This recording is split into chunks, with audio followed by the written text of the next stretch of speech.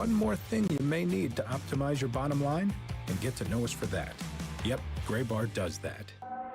This is the Verizon Extra Innings Show. Verizon, the most reliable 5G in St. Louis.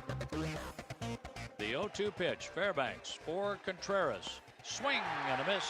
This ball game has come to an end. The Rays have evened the series by beating the Cardinals tonight, 10-6. That's how it finished off. Welcome in. This is the Extra Innings Show right here on KMOX. My name is Matt Pauley here on a Friday night. We are brought to you in part by Gray Bar. Gray Bar is your distributor for electrical and datacom needs. Tough night for the Cardinals. If you want to chime in on what just went down, you can do so. Multiple ways to get connected with the program. You can call or text 314-436-7900, 314-436-7900. If you want to tweet at me, you find me at Matt Pauley on air, MattPauley on air.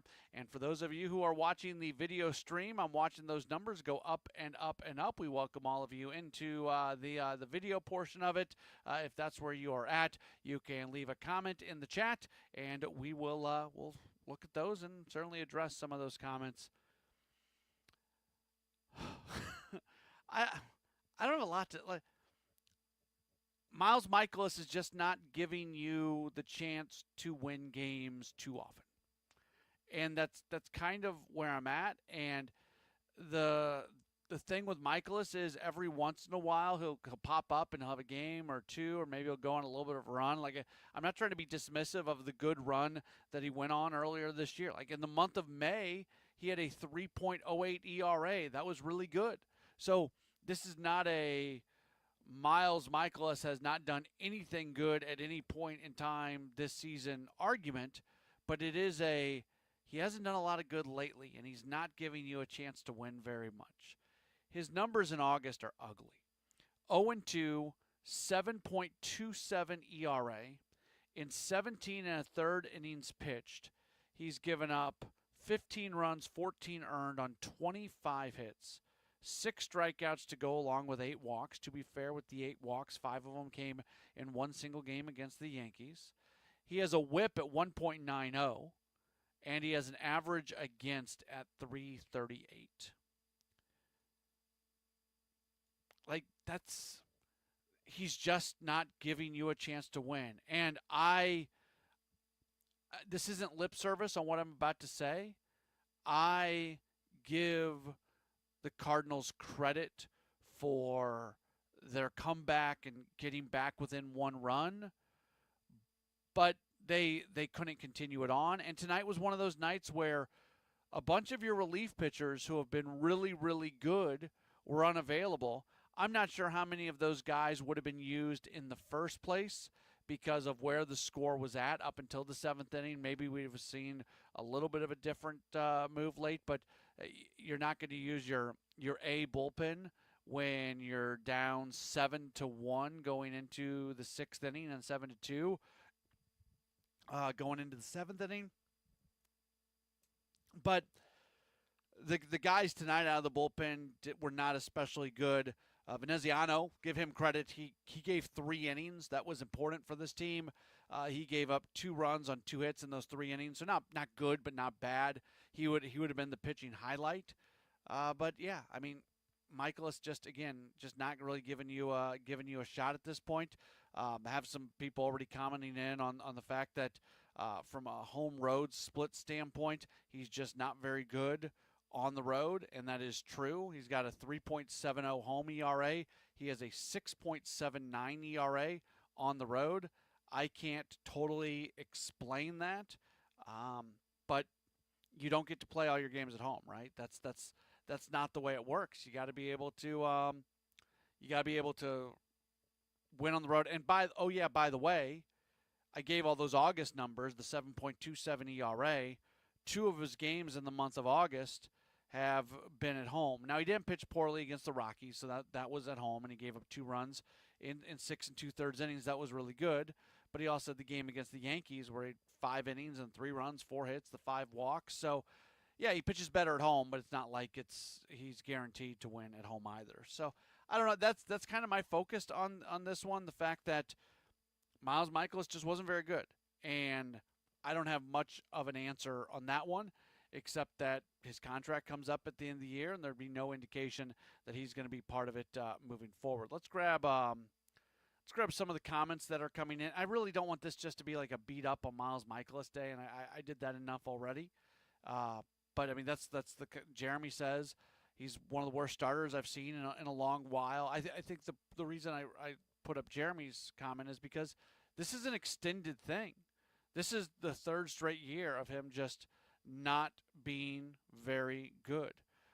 Sam asks, why don't the Cardinals try an opener when Michaelis starts? I don't have the answer to that. I would be in favor of that. Very much in favor of that. It's just not something the Cardinals do. And I don't know where those decisions come from. I don't know if that's a John Mozeliak decision. I don't know if that's an Oliver Marmol decision. I don't know if that's an everybody at the table decision.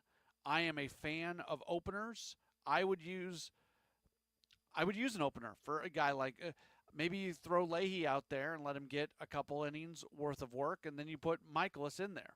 And when you do that, you do risk using one of your high leverage relievers in a game that maybe you would normally not use a high leverage guy. There's a risk that goes along with it. I'm not saying it's a perfect plan, but if you can avoid for some lineups where the top of the order is clearly a very dangerous thing, if you can avoid a hitter or pitcher seeing the top of the order an extra time through, that's something that there is some value to. Steve says Kyle Gibson and Lance Lynn are better than Miles, and we cut both of them. No, they were not cut, Steve.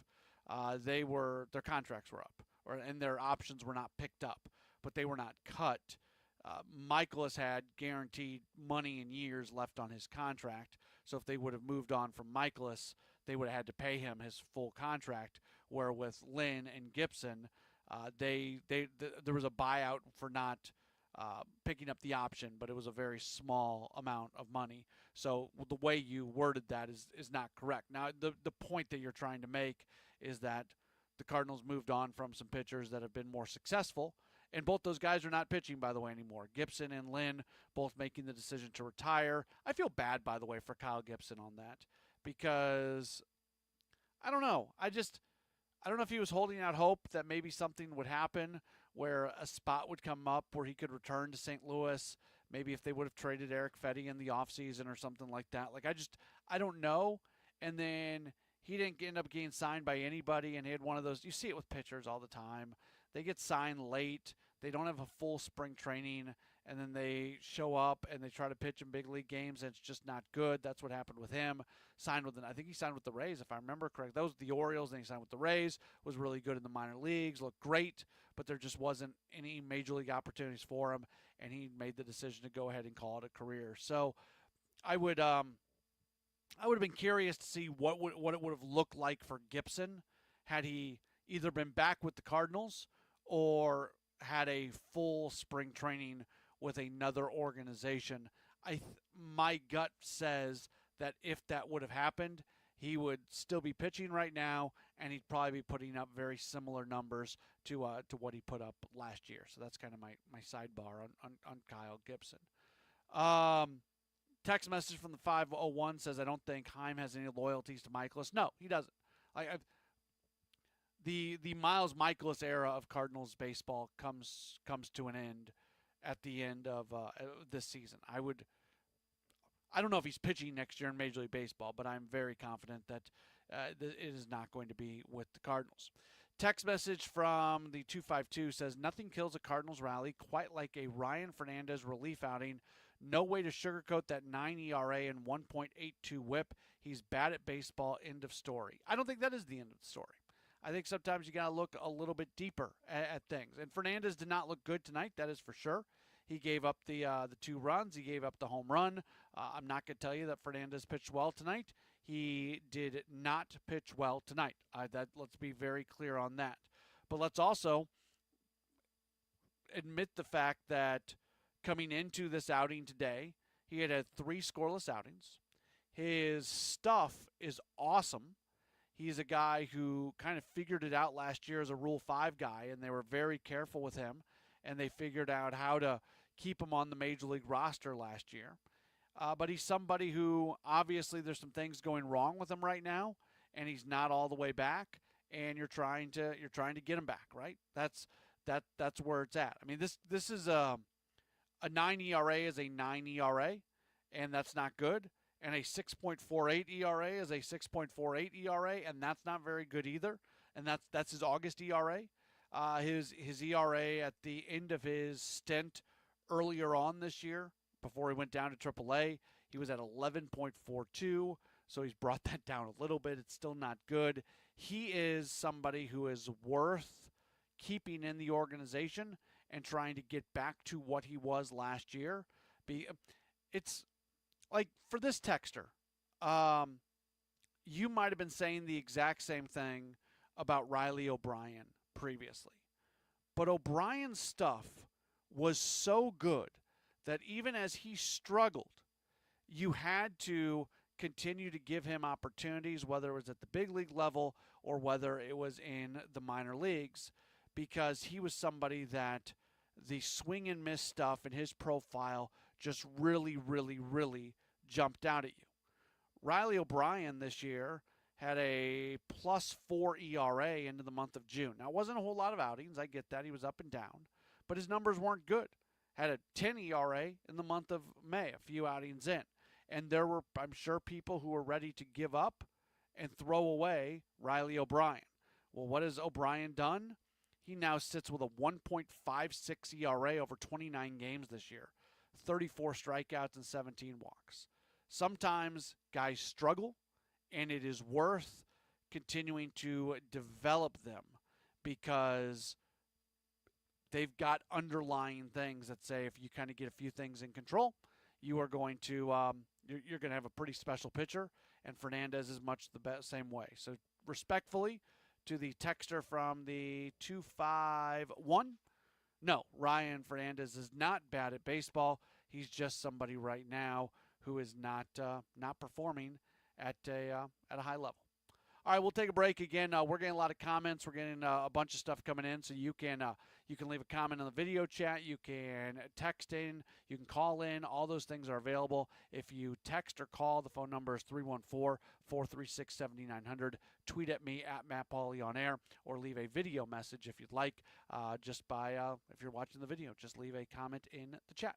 We will take a break. We've got more coming up in just a moment. It is the Extra Innings Show. After the Cardinals lose today, they fall to the Tampa Bay Rays by a 10-6 score. More in a moment on your home for the Cardinals, 104.1 FM, KMOX. There's a big red barn where you save green. Norm's Bargain Barn. On discount windows, doors, and things. Norm's Bargain Barn. Hi, I'm Norm Wilkie. Come see my new selection of Amish cabinetry made by my good Amish friends at Countrywood Products. We now stock 5 styles of cabinetry for you to choose from. When you need to save on discount windows, doors, and cabinetry, come to Norm's Bargain Barn. With locations in Shiloh and Fenton at the bottom of Gravois Bluffs. Visit normsbargainbarn.com. That's normsbargainbarn.com. At BOS, we help you bank boldly. Because sometimes life throws bold moments at you. Like noticing someone used your debit card to buy 100 party store gift cards? That's a lot of party supplies. Don't worry though, BOS has your back when there's suspicious activity on your account. And we work fast to address any fraudulent charges. Are you ready for a better banking experience? Then make the bold move and switch to BOS today. Visit bankwithbos.com. Member FDIC. It's easy to feel apprehensive about getting screened for cancer or to just keep putting it off. But Siteman Cancer Center wants to remind you how important it is, especially after the age of 40, and they also want you to know how easy it is to get it done. GetScreenedNow.com has all the information you need on cancers like prostate, breast, colon, lung cancer. You can also find out your risk of disease by answering just a few simple questions. And then you can find one of the hundreds of screening locations in the area. Even if you're a little farther out, there is probably a place near you. You have heard this before, but catching cancer early dramatically increases the odds of a successful treatment, especially with so many cancers showing up earlier in life. So do not be intimidated. Siteman will make the process as simple as possible. GetScreenedNow.com. Do it for your family and friends who count on you. Do it for yourself. Visit GetScreenedNow.com. You know Gray Bar for electrical parts. But there's one more thing you may not be thinking of us for that can help maximize your next project's total value. Our pre-project planning services are designed to help you win the bid, save on labor costs, and keep your installers productive across your entire build. The sooner you call us, the better. Because when we're there from the beginning, we can anticipate your needs and help you solve problems before they become problems. Yep, Gray Bar does that. Now, back to the Verizon Extra Innings Show. We are back as we roll on after the Cardinals fall to the Rays by a 10-6 score. My name is Matt Pauley. Appreciate you being with us. The Extra Innings Show being presented by Gray Bar. Gray Bar is your distributor for electrical and datacom needs. If you want to chime in, you can do so, 314-436-7900. That's how you call or text. Tweet at me, at Matt Pauley on air, or you can leave a comment on the chat if you are watching the video stream of this show. Nick sends in a message asking about my thoughts for the rotation going into next season. I guess Bernie did a video. I watch most videos from Bernie. If I'm being perfectly honest, I did not catch his video today.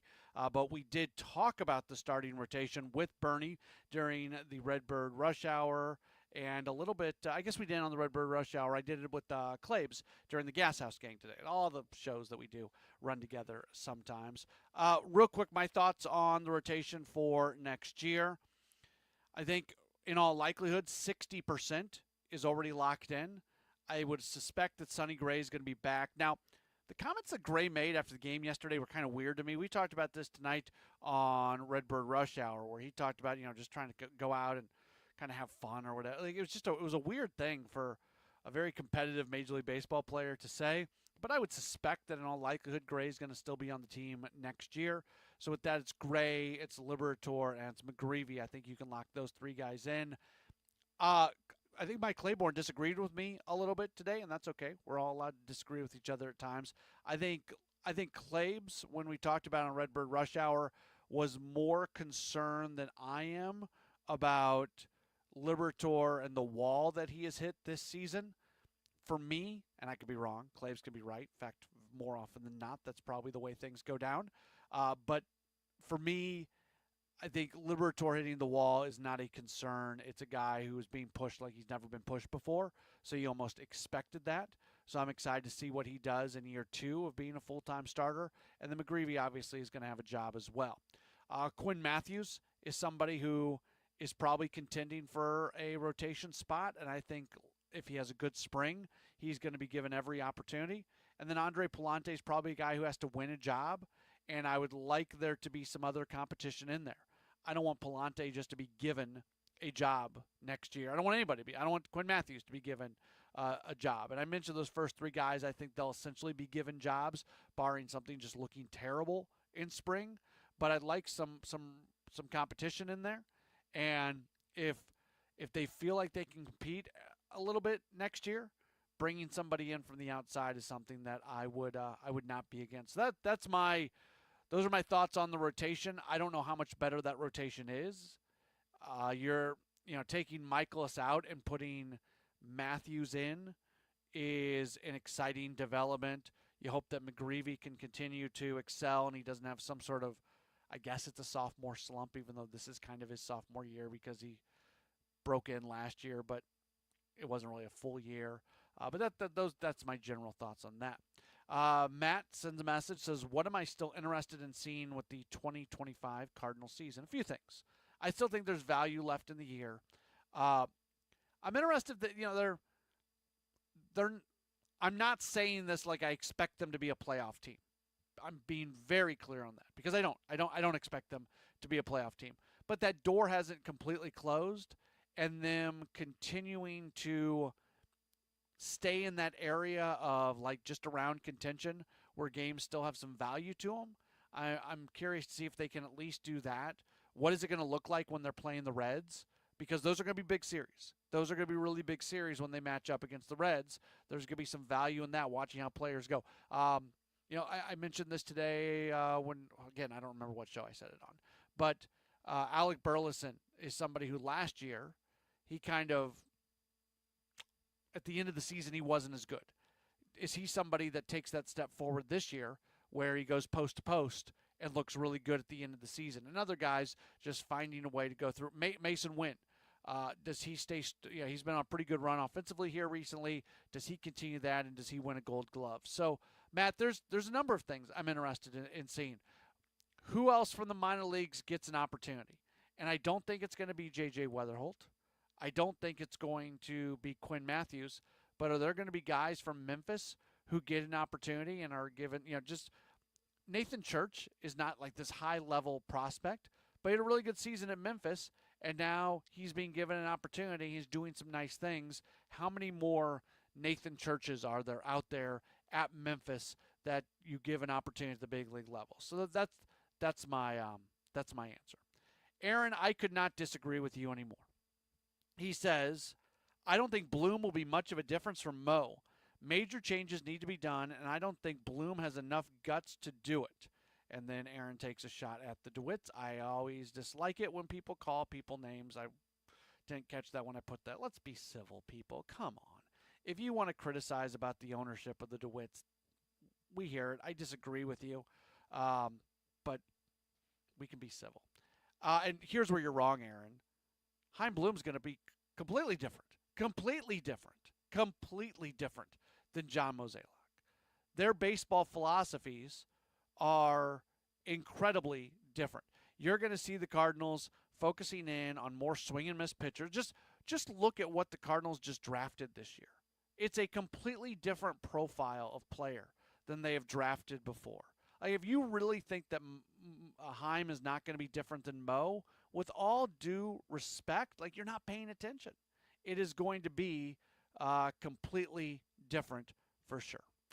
And I'm very confident on that one. I am incredibly confident that it's going to play out that way. What's on Deck is presented by Chesterfield Fence and Deck. The sign you have, the very best, chesterfieldfence.com. Again, it's a little bit of a different situation where it's an off day tomorrow. They rescheduled the off day on the trip to Saturday from Thursday because of the Tampa Bay Buccaneers game that's going to be going on less than a mile away from where they play these games in Tampa. So instead, it's going to be Sunday where they wrap up the series, and the Cardinals, they are going to be sending to the mound Matthew Liberatore. He is 6-10. Ryan Pepio is going to go for the Rays. He comes in with an 8-10 record. So be tuned in coming up bright and early on Sunday. That's going to be an 11-10 first pitch. So 10 to 15 for the pregame. We'll talk to you then here on KMOX. Hey, it's Debbie Monterey in studio with Gloria Liu, broker owner of Your Home Sold Guaranteed Realty.